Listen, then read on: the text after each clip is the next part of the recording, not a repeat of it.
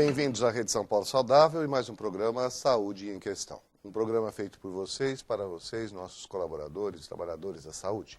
Hoje nós vamos tratar de um assunto que é o tabagismo. Uma doença que a Organização Mundial de Saúde declara como a principal causa de morte evitável em todo o mundo.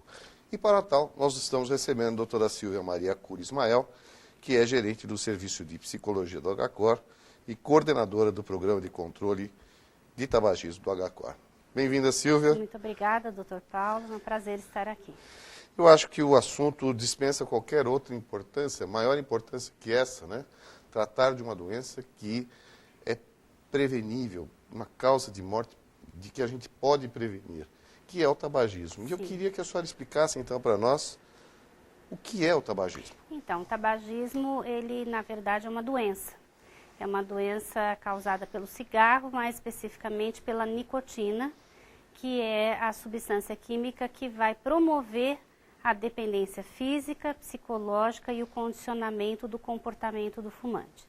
A dependência física, ela acontece da seguinte forma: a partir do momento que a pessoa fuma e traga o cigarro, essa mensagem dessa tragada chega ao cérebro em 7 segundos, ela vai alimentar alguns neurônios que são receptores de nicotina e com isso a pessoa gradativamente vai ficando dependente. Em 3 meses a dependência se instala e aí ele passa a querer nicotina o tempo todo. A dependência psicológica acontece por quê? Por exemplo, uma das coisas que a nicotina faz é diminuir a ansiedade.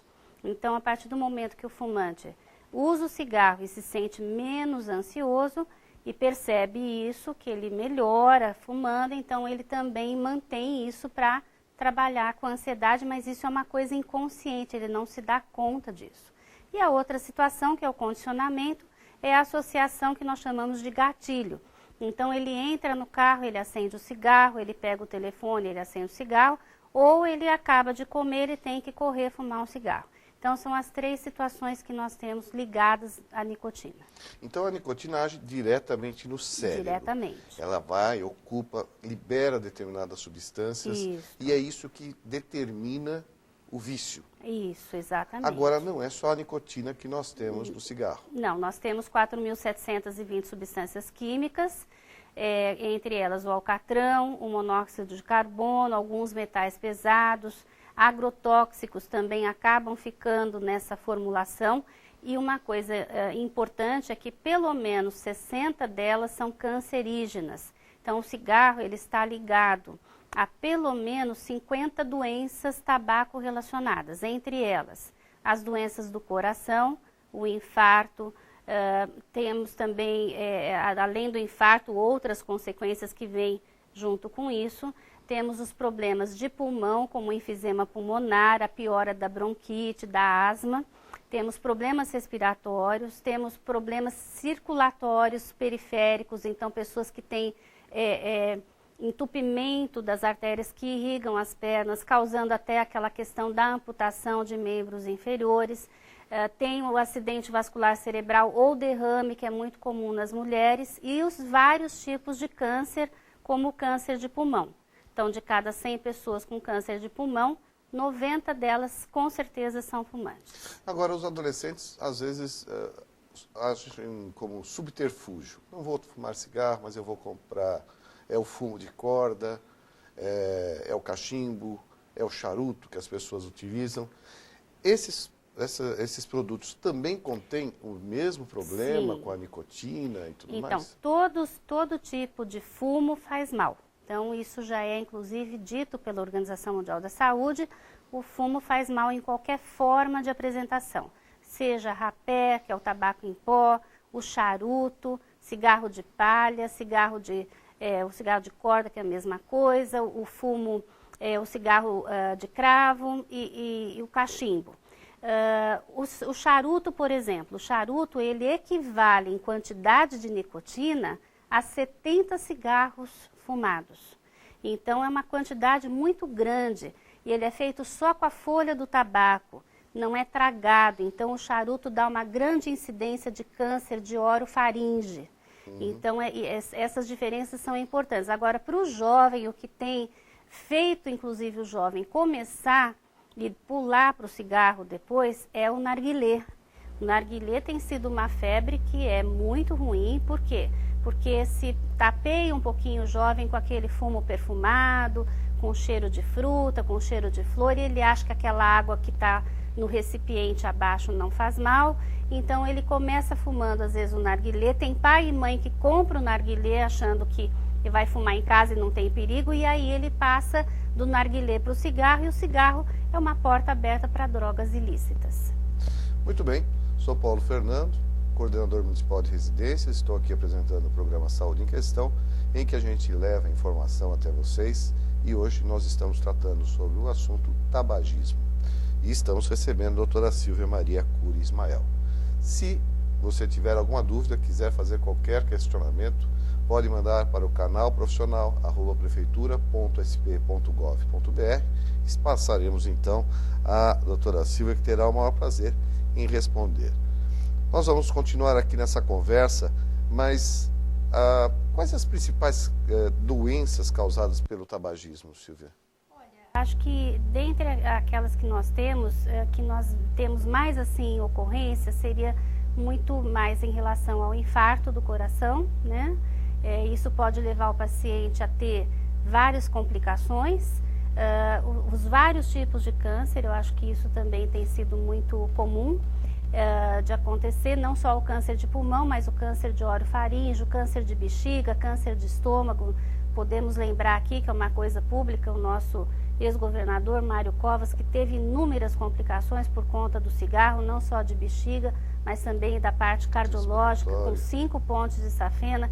Então, o cigarro realmente ele acaba tendo diversas repercussões, problemas da respiração, problemas em relação à parte respiratória de forma geral, e também é importante lembrar que o fumante que fuma perto de outras pessoas, principalmente de crianças, também as crianças se acometem de diversos problemas respiratórios em função do fumo passivo.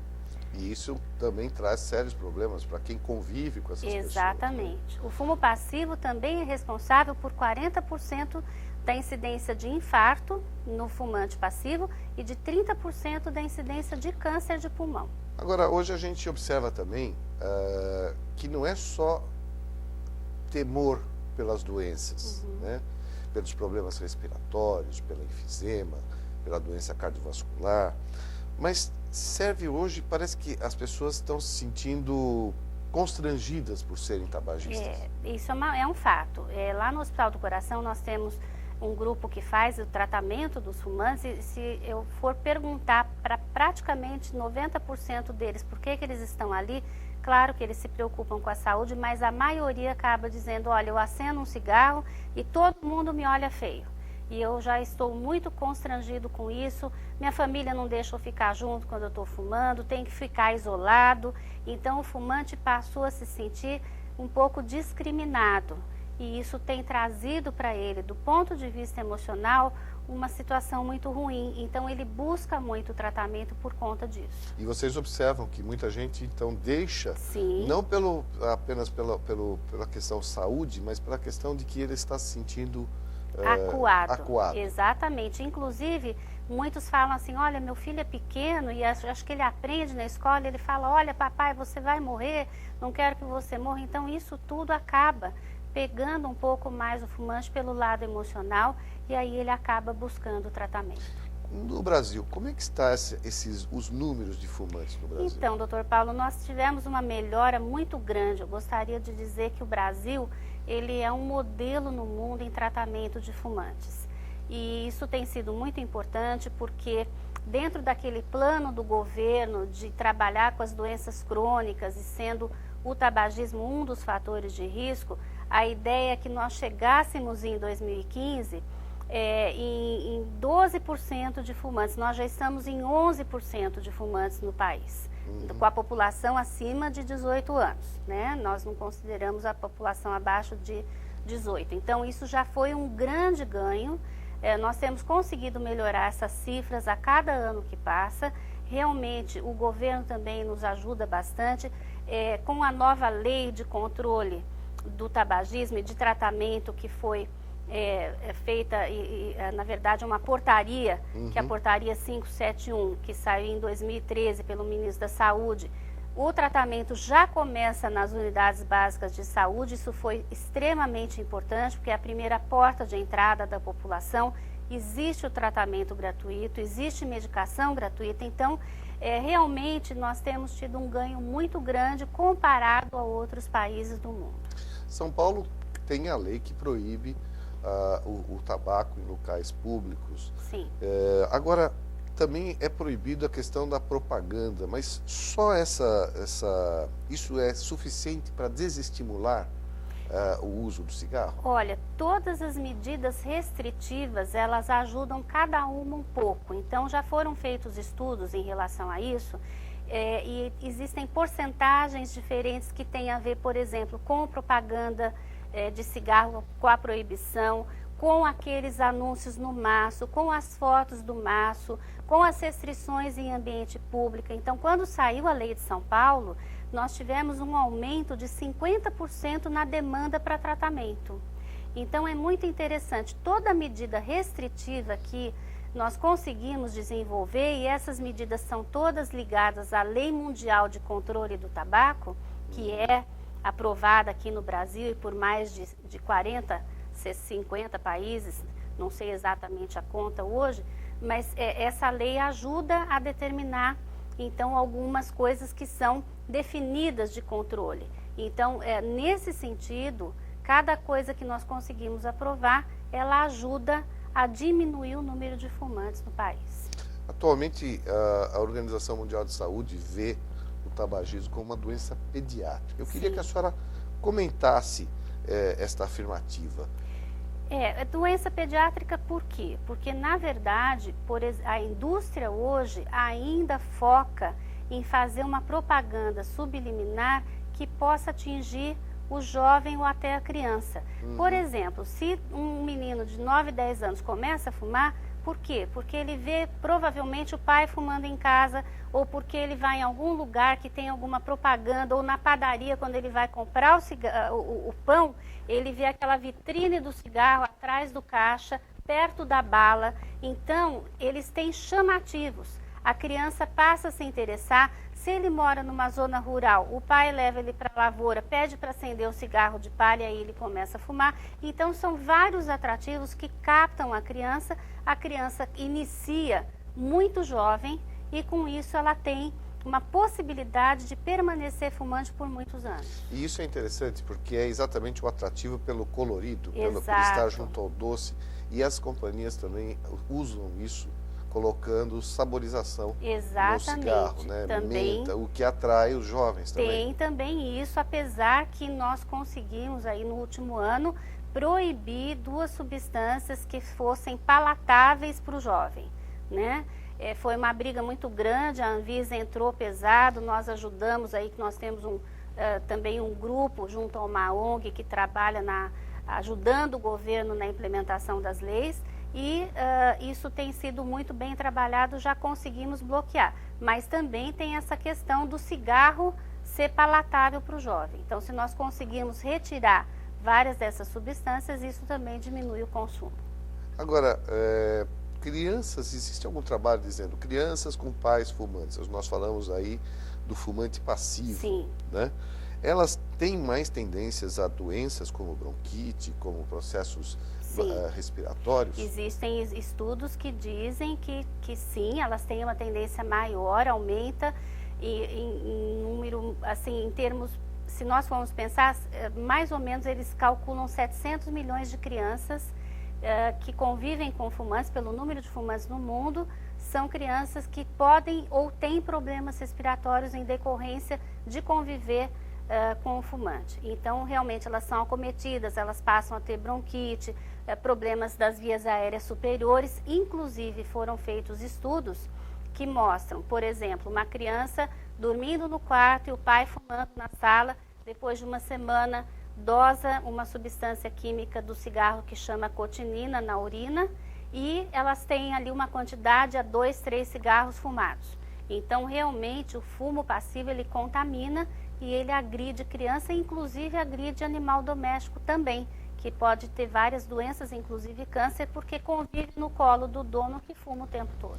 E também intraútero, né? Com certeza. Então a mulher grávida, quando ela traga, ela vai levar a nicotina não só ao cérebro dela, mas ao cérebro da criança. Com certeza, as substâncias químicas passam via cordão umbilical e com isso a criança pode nascer com baixo peso, pode ter problemas motores ou outros problemas nesse sentido pós-parto. Ela pode também ter um parto adiantado por placenta prévia, isso também pode acontecer. E os riscos acontecem, o senhor sabe, num parto complicado, a criança pode até ter problemas mais graves.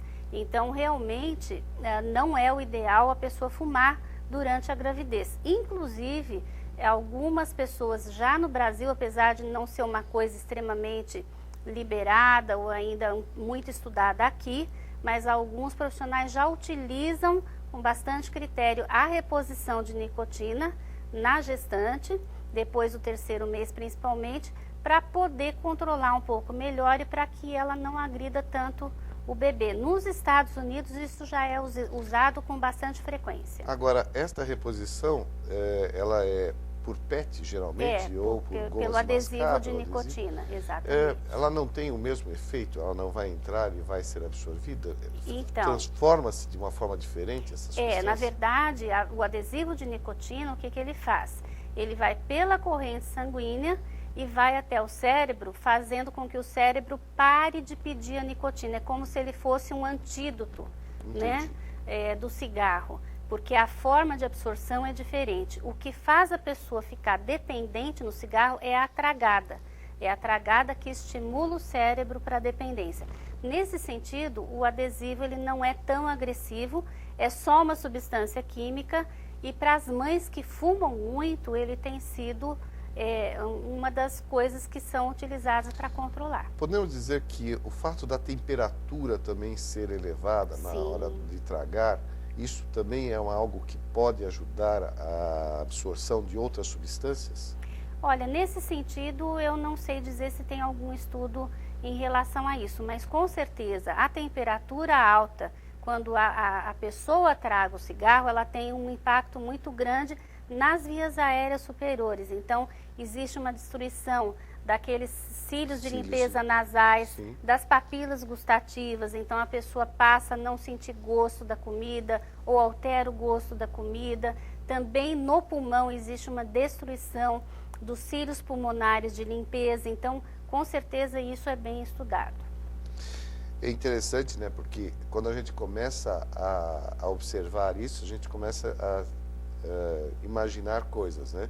Então, por exemplo, talvez o próprio hábito de fumar, que acho que é o que mais chama atenção para as pessoas, né? É a manutenção do hábito. Então, muitas vezes falam, não é só repor, eu sinto falta de segurar alguma coisa. Existe algum trabalho com relação a isso, para que a pessoa, ela saia, ou mesmo, eu tenho que chupar bala toda hora, e isso leva à obesidade, então eu não vou parar de fumar. Como que vocês trabalham com os pacientes? Nós trabalhamos com os pacientes de duas formas, controlando a dependência física, porque geralmente quem nos procura, ele não consegue parar sem uma ajuda de medicação, porque a dependência já é bastante forte, a dependência física. Então, nós damos um suporte com a medicação e trabalhamos com terapia cognitivo-comportamental. Essa terapia é uma terapia psicológica, onde nós trabalhamos no pensamento do fumante e nos condicionamentos de comportamento. Então, por exemplo, nós fazemos com que ele comece a perceber qual é o perfil dele de fumante, em que situações ele fuma, por que ele fuma naquele momento, e fazemos com que ele comece a trabalhar esses pensamentos que ligam ele ao cigarro, a questão da ansiedade, principalmente, a questão do estresse. Então, tudo isso é trabalhado. E na questão do comportamento, nós utilizamos técnicas de controle de comportamento. Por exemplo, tomar água cada vez que tem vontade de fumar, mastigar uma cenoura crua, porque a cenoura ocupa a mão e ocupa a boca, chupar uma bala diet, mascar cravo, mascar o pau de canela, cristal de gengibre, são situações que a gente utiliza para controlar o comportamento. A atividade física é fundamental para quem para de fumar, é muito importante, ajuda bastante, e são essas situações que nós utilizamos para ajudar a pessoa a ter o controle do comportamento. Na rede da Secretaria Municipal de Saúde hoje, existem tratamentos disponibilizados. Sim. Esses tratamentos são os mesmos que todos utilizam hoje dentro das unidades básicas de saúde. Sim. Como é que a pessoa pode procurar ajuda? Então, é importante dizer que todas as unidades básicas, elas têm, a maioria delas, acho que todas elas têm o tratamento, né? Até porque é obrigatório que todas tenham pela nova portaria. Existe uma capacitação que é feita, não só eles também capacitam, como a HCOR também ajudou a capacitar vários dos profissionais da secretaria.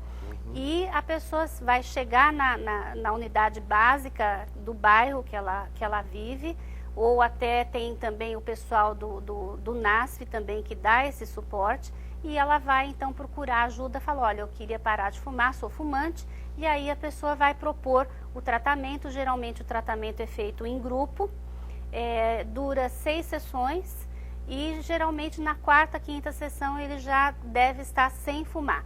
A prefeitura fornece, né, tanto a medicação que é utilizada, como a reposição da nicotina. Agora, é importante a pessoa querer parar de fumar? Com certeza. Ou a gente deve insistir, não, vamos parar, ou a gente tem que abordar de forma ativa essas pessoas? Então, uma coisa que sempre nós falamos e que isso é passado na capacitação, todos nós, independente da área que for, médicos, psicólogos, quem for da secretaria, quem trabalhar no posto de saúde, ele tem que chegar para a pessoa e perguntar, você é fumante?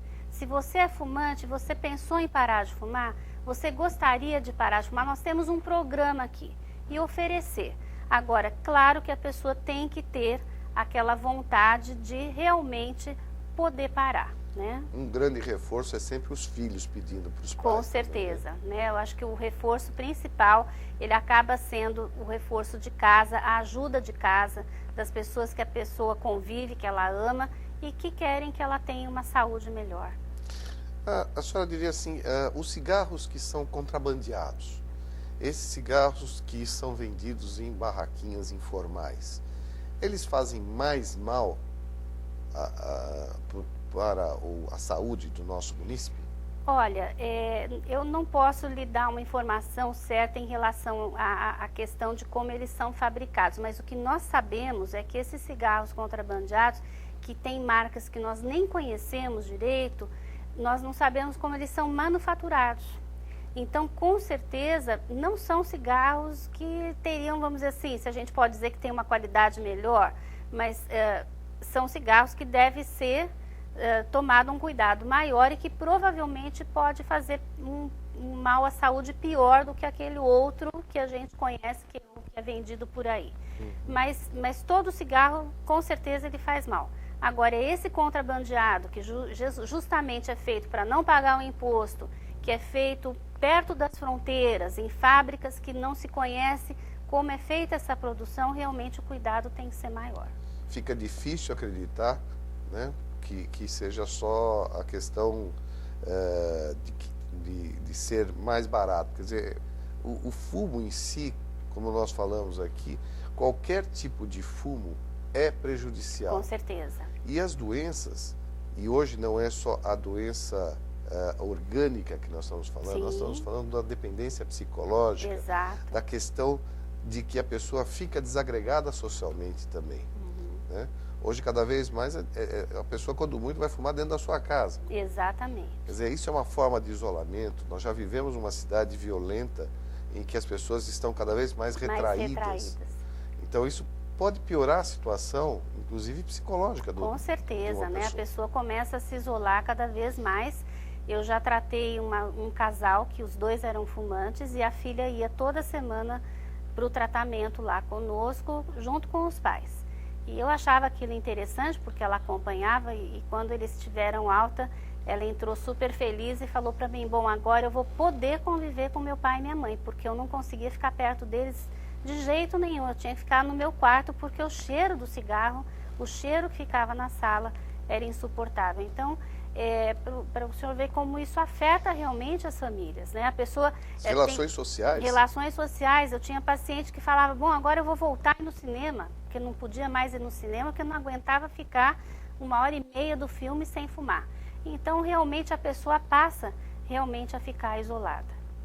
Eu queria que a senhora agora dissesse para nós, a gente já sabe que quem fuma vive menos. Com certeza. Parar de fumar é possível. Muito possível. Como podemos ajudar, agregar nessa batalha contra o tabagismo? Toda ajuda ela é bem-vinda quando nós podemos perceber que aquela pessoa que fuma, ela pode ser abordada, ela pode ser questionada, ela pode ser acolhida. Então, uma coisa que ajuda muito ao fumante se sensibilizar é nós darmos informações a ele sobre a questão do tabagismo, nós questionarmos se ele gostaria de parar de fumar, nós podemos orientar onde ele pode procurar o tratamento e uma palavra importantíssima que é acolher. Se nós chegarmos para o fumante e falarmos assim, você é louco, você vai morrer, você não faça isso que você vai ficar doente, vai perder a perna, vai morrer do coração, é a pior coisa que tem. O fumante, ele não gosta de ouvir isso. O fumante, ele quer ser acolhido, ele é uma pessoa que precisa de apoio, que ele já se sente um pouco rejeitado, então falar dessa forma para ele é ruim. Então, o ideal é poder dar o suporte, dar acolhimento e dar a sugestão ou formas de que ele possa, então, parar de fumar. Muito bem. Estamos aqui encerrando mais um programa Saúde em Questão. Eu quero agradecer muito a sua presença, Silvia. Eu é que agradeço. É muito agradável a gente poder conversar, né? E assim, passar de uma forma muito tranquila, muito prática, essas noções do trabalho que é feito por vocês na saúde mental, mas principalmente pelo apoio que dá a nós, profissionais da área da saúde, todos nós que estamos trabalhando, os médicos. Então, nós como médicos já fumamos muito, né? É uma época em que a gente viveu isso no dia a dia, Sim. dentro dos hospitais, e hoje nós temos que nos levar esta informação Com certeza. e mostrar a importância de que o fumo é uma catástrofe, é uma pandemia. A gente precisa tomar muito cuidado, porque nós não conseguimos ainda derrotar o tabagismo. Exatamente. Essa doença está no nosso dia a dia. No nosso dia a dia, é verdade. Né? E nós temos que ter esse cuidado e essa noção, inclusive, como eu mencionei no início, o cigarro é um dos fatores de risco para doenças crônicas não transmissíveis, que é o mal dos próximos anos, né? O grande mal dos próximos anos. Quer dizer, é o tabagismo, obesidade, falta de atividade física, álcool. Então, são situações que vão levar as pessoas a terem doenças crônicas que vão ser incapacitantes. E o tabagismo, como o senhor disse no início, é importantíssimo. Por quê?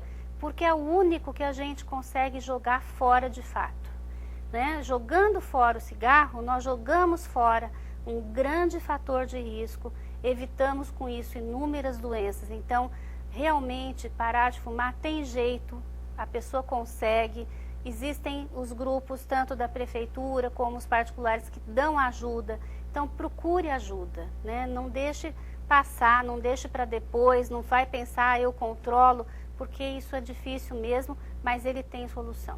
E você, profissional da saúde, está aí convocado para nos auxiliar nessa batalha, porque é no dia a dia que nós vamos buscar acolhimento, dar acolhimento a essas pessoas e convencê-las a parar de fumar, porque é o benefício da população como um todo. Com certeza. Muito obrigado, Silvia, Eu que mais uma vez. doutor. Estamos aqui encerrando mais um programa Saúde em Questão. Hoje tratamos sobre o assunto tabagismo.